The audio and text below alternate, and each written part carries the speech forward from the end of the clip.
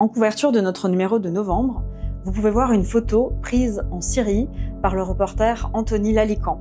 Anthony Lalican a été tué en plein travail par une frappe de drone russe en Ukraine le 3 octobre dernier. Le fixeur ukrainien qui l'accompagnait a eu la jambe arrachée. Alors, est-ce que c'est les risques du métier? Pas vraiment. Ils étaient à une vingtaine de kilomètres du front, ils étaient identifiés presse et ils portaient un gilet pare-balles. Anthony Lalican n'avait rien d'une tête brûlée.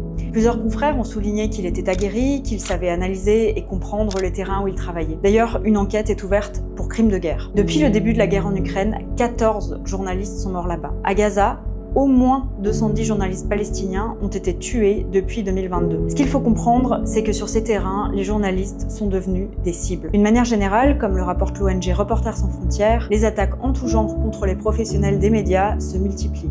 Au fil des années, notre mensuel réformé a développé un solide réseau de correspondantes et de correspondants. Amira Swilem, Sami Zaibi, Sophie Welgen, Apolline Convin, Lubna Anaki, Mathilde Warda et bien d'autres nous fournissent des histoires éclairantes, exclusives, contextualisées en Turquie, en Égypte, au Moyen-Orient, aux États-Unis et j'en passe. Ils et elles nous racontent aussi que leurs conditions de travail se dégradent. Pression, menaces, demandes d'autorisation, etc.